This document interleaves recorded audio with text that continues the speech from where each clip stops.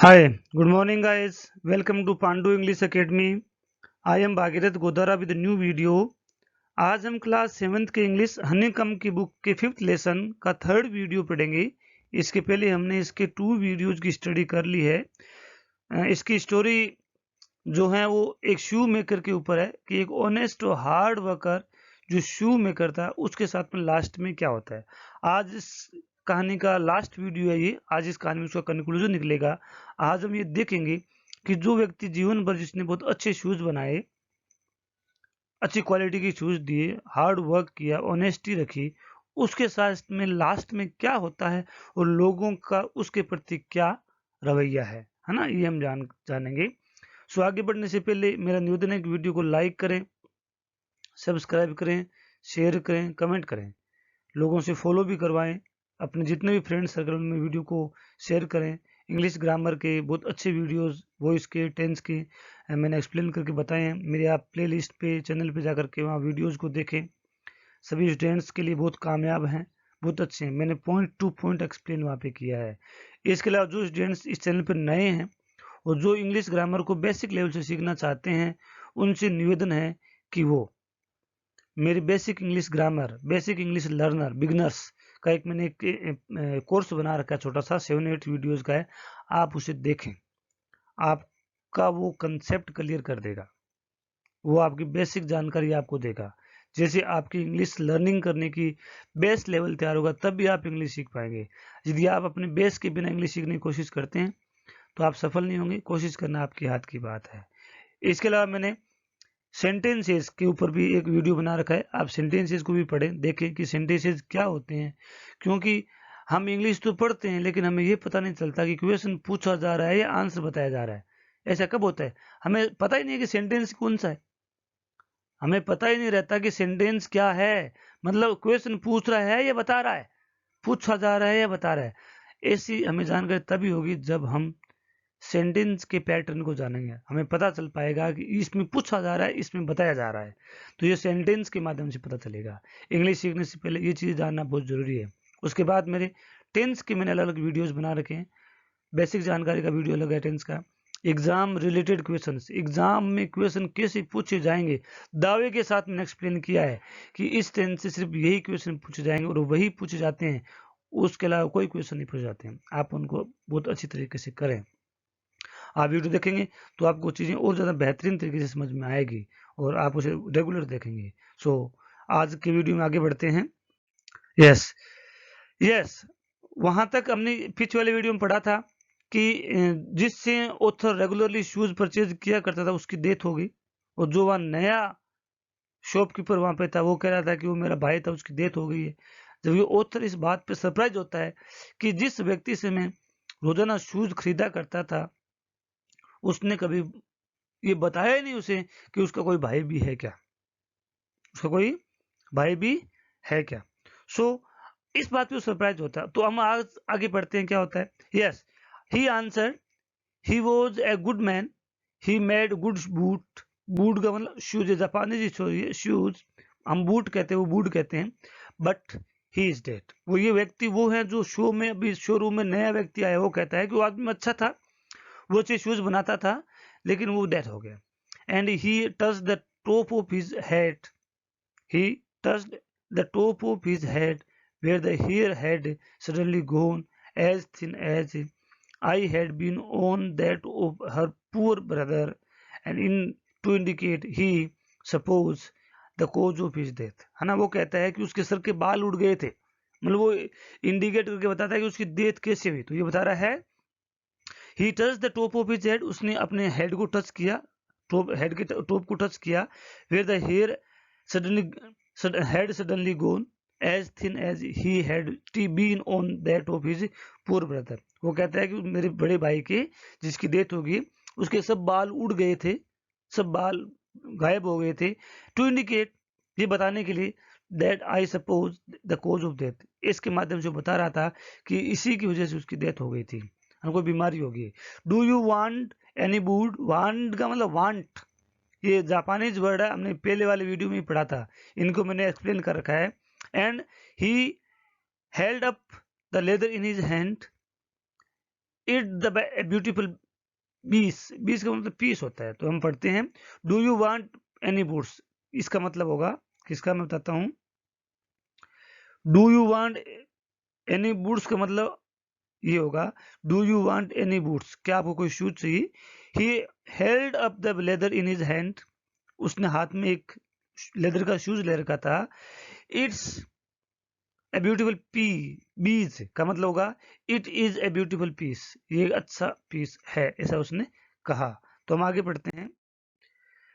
I ordered several pairs, author कहता है मैंने उस दिन भी बहुत सारे शूज के पेयर्स का ऑर्डर किया। It was very long before they came but they were better than ever, क्या होता है, it was very long before they came, मतलब उसके सामने शूज जो प्रेजेंट किए काफी लंबे समय के बाद, का मतलब है कि काफी शूज को दिखाए गए, उसने काफी लेबर करके शूज को ढूंढ करके मेरी साइज को जल्दी से फिट नहीं कर सका, है ना, लेकिन उसने जो साइज फिट की वो काफी अच्छी थी, बाद में अच्छी थी, है ना। One simple could not wear them out and soon after I went abroad, author कहता है कि उन शूज को वहां से मैंने शूज परचेज किए, उसके जल्दी ही बाद में बाहर विदेश चला गया। It was over a year before I was again in London, मैं वापस लंदन आ गया काफी सालों के बाद। ये शोरूम लंदन में ही है, तो वो अब्रोड का मतलब लंदन से बाहर चला गया था। वो कहता है काफी सालों के बाद वापस लंदन आया। And the first shop I went was my old friends, सबसे पहले जिस दुकान पे मैं गया वो मेरे फ्रेंड की दुकान थी। I had left a man of 60, I came back to one of the 75 and pinched one who genuinely this time did not at first know me।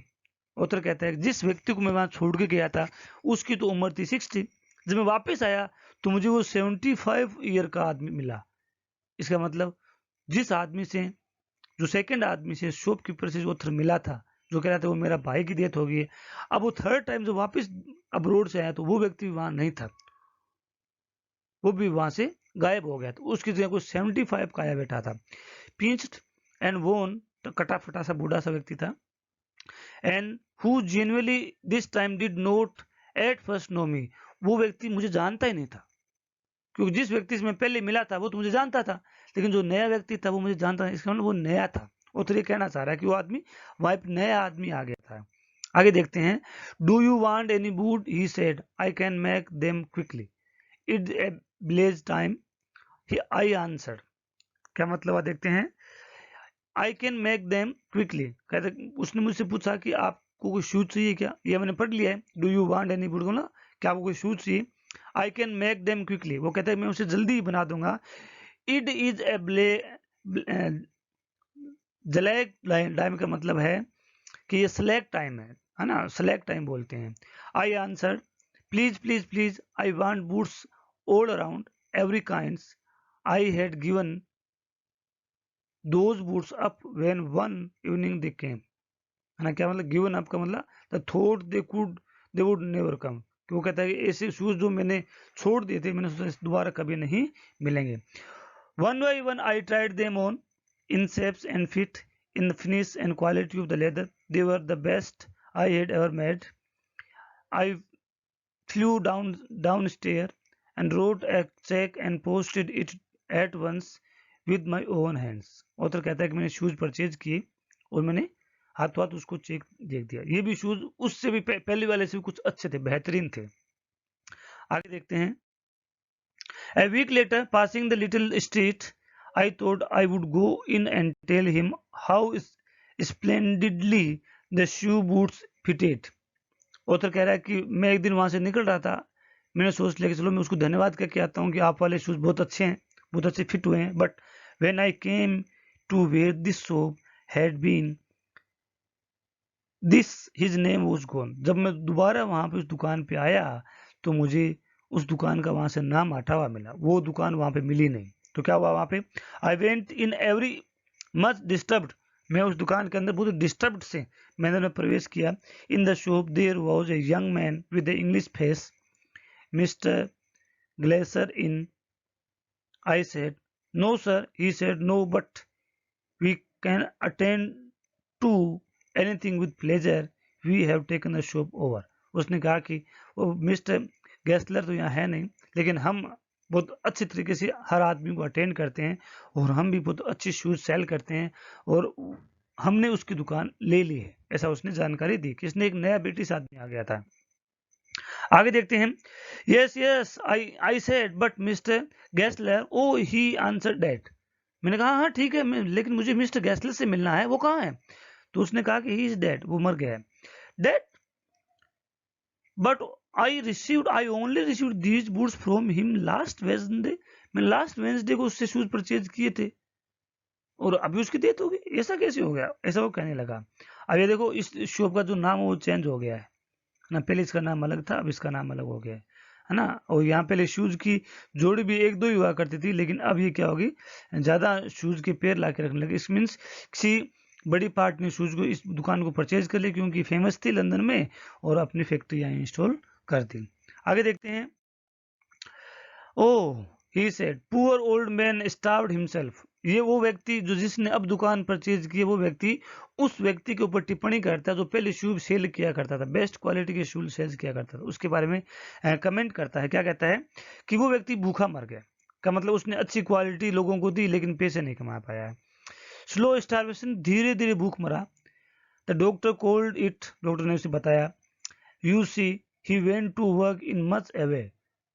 ये व्यक्ति बता रहा है जो अब दुकान को कह रहा है कि आप जानते हो कि वो बहुत ज्यादा काम किया करता था। Would keep the soap on, wouldn't have a soul touch with touch his boots except himself. मतलब कोई कोई दूसरा व्यक्ति उसके शूज को टच नहीं कर सकता। टच का मतलब वो कभी भी किसी दूसरे व्यक्ति से शूज नहीं बनवाता था, वो खुद ही शूज बनाता था। खुद बनाएगा एक व्यक्ति, शूज कम बनेंगे तो सेलिंग कम होगी, है ना। और जब कम होगी तो भूखमरी तो आएगी आएगी। आगे देखते हैं। When he got an order, it took him much time. जब वो एक ऑर्डर लेता है उसे बनाने में काफी समय लग जाता है। People won't wait. लोगों को, आपको पता है, लोग वेट नहीं करते हैं। He lost everybody and there he'd sit going on and on. I will say that for him not a man in London made a better shoes. मैं ये कह सकता हूँ कि उसके जैसा लंदन में कोई अच्छा शूज नहीं बना सकता, वो यहीं पूरे दिन बैठा रहता था। But look at the competitions, he never advertised. लेकिन कंपटीशन को देखी, उसने अपनी दुकान का कभी एडवर्टाइजमेंट नहीं किया, कभी प्रचार नहीं किया। Would have the best leather too, उसके शूज भी अच्छे लेदर के थे। And do it all himself, वो खुद स्वयं काम करता था।